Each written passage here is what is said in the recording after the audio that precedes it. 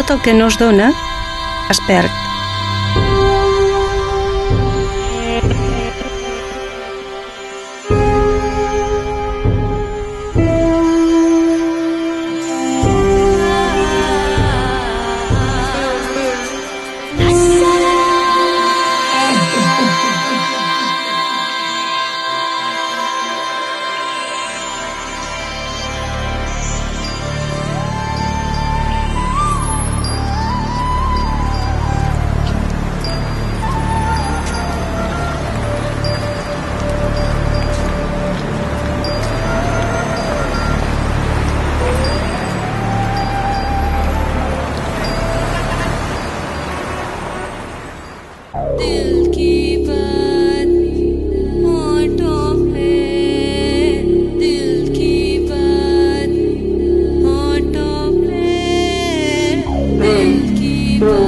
So L40s have been ignited.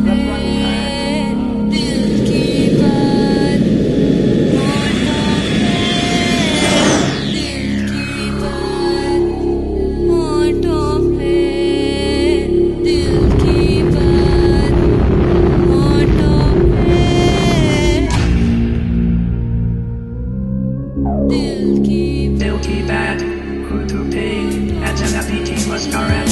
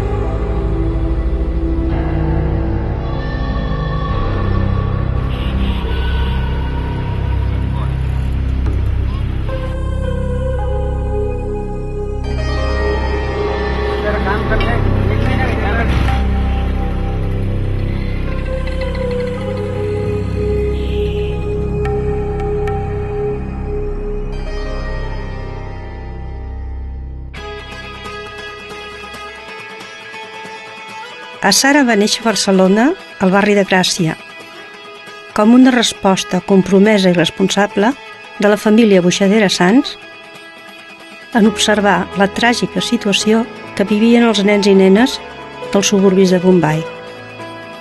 Allà hi treballava en solitari una petita ONG de proximitat, Asara, de la qual en vam prendre el nom. Asara en marathi significa acollida o refugi, i això és el que ells feien a les barriades de la ciutat dormitori de Thane, recollir i assistir els nens i nenes que s'amuntegaven dia i nit a les andanes de les estacions de tren de la gran ciutat. La nostra ONG s'ha desenvolupat sobre aquesta base i ha anat ampliant constantment les seves activitats en el món infantil, promovent, financiant i supervisant diferents projectes de reinserció i recuperació dels street children. El nostre model de gestió és singular. Tots els integrants de la Junta són voluntaris, és a dir, que treballen, viatgen i es dediquen a Sara sense rebre'n cap mena de remuneració. Hem estat reconeguts com a una ONGD d'utilitat pública i això és per a nosaltres una gran satisfacció i alhora una exigència, la de distingir-nos per la màxima transparència i rigor documental, tal com es pot comprovar a les nostres memòries i publicacions.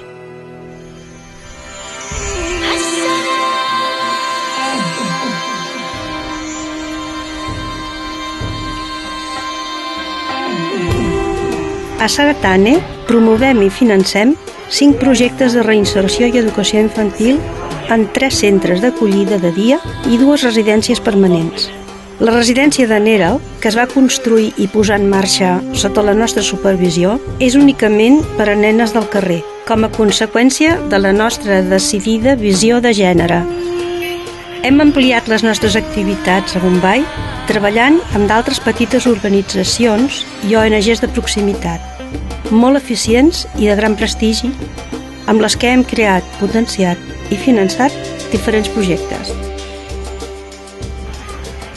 Com els programes de nutrició, escolarització que les Germanes de la Caritat de Santa Anna, responsables de la residència per a nenes d'Ankur, realitzen als alumnes de Ganesh Nagar.